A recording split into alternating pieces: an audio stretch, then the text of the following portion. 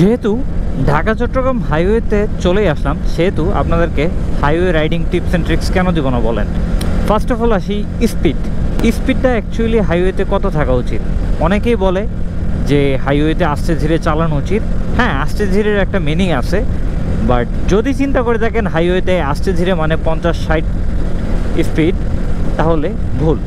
হাইওয়েতে একটা average speed maintain করতে হয়, লাইক 80, 90, 95 এরকম স্পিড মেনটেন করতে হয়। সেকেন্ডলি, ঘন ঘন লেন চেঞ্জ করা, যেটা কখনোই করা যাবে না।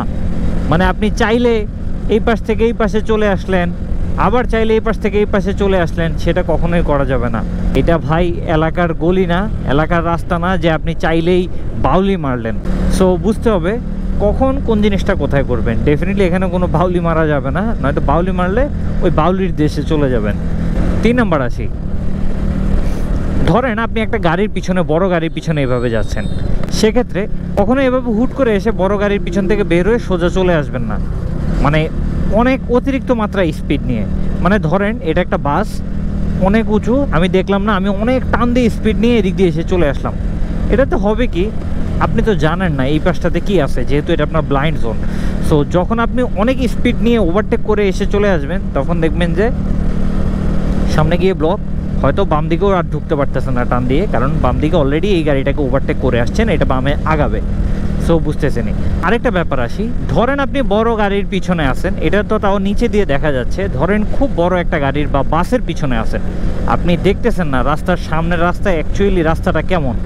তখন আমরা অনেকে করি কি, এরকম সেন্টার পজিশনটা ধরে, 2 চাকার যেই সেন্টার পজিশনটা আছে ওই সেন্টার পজিশনটা ধরি, বাট না, সেটা করা যাবে না। আপনাদেরকে ডেফিনেটলি ওর কোনো একটা চাকা ফলো করতে হবে। লাইক আমি লেফট চাকাটা যদি ফলো করি, আমি লেফট চাকার উপর দিয়ে আশেপাশে দিয়ে যাব, কারণ ও নিশ্চয়ই জেনে বুঝে খুব বড় একটা গর্তের উপর দিয়ে চলে দেবে না। সো বুঝতেই পারতেছেন, ফলো করলে ডেফিনেটলি কোনো একটা চাকাকে ফলো করুন, নট দুইটা চাকার মাঝখানের সাইডটা। তারপরে আসি লুকিং গ্লাসের কথা। লুকিং গ্লাসে অবশ্যই খেয়াল রাখতে হবে। আপনি ধরেন আপনি বলতেছেন যে ভাই আমি তো ওই লেন চেঞ্জ করব না, তাহলে আমার এত ঘন ঘন লুকিং গ্লাসে দেখার দরকার কি? ভাই লুকিং গ্লাসে দেখার দরকার আছে। আপনি যদি লুকিং গ্লাসে দেখে, ধরেন এই যে এই গাড়িটা পিছন দিক থেকে আসতেছে, এটা যদি আমি লুকিং গ্লাসে না দেখি, আমি যদি খেয়াল না করতাম, লুকিং গ্লাসে না দেখতাম, হয়তো দেখা গেল আমি মনের অজান্তেই ডানে ঢুকিয়ে দিলাম। অনেক সময় লুকিং গ্লাসে ধরা পড়ে না কাছে চলে আসলে, তখন হয় কি, আমি লুকিং গ্লাস না দেখে আমি তো ভাবলাম লুকিং গ্লাসে কাউকে দেখতেছি না, ডানে চলে আসলাম, পরে দেখলাম যে এই সাইডে আমার আরেকটা গাড়ি চলে আসছে। আবার হয় কি, অনেক সময় পেছন থেকে গাড়ি এসে, আপনি যদি আগে থেকে খেয়াল না রাখেন, পেছন থেকে গাড়ি এসে হঠাৎ করে হর্ন দিবে। বিশেষ করে বাসগুলা, ট্রাকগুলা এমন করে, ট্রাকগুলা যদিও না, বাসগুলো এমন করে, হঠাৎ করে এসে হর্ন দিয়ে দেয়, তখন আপনি ভরকে যাইতে পারেন। তো তখন যেটা হবে, কোনো রকমের দুর্ঘটনা ঘটতেও পারে। আরেকটা ব্যাপার আসি, সেটা হলো লেন চেঞ্জ করার সময় ডেফিনেটলি কী করবেন। ডেফিনেটলি ইন্ডিকেটর ইউজ করতে হবে।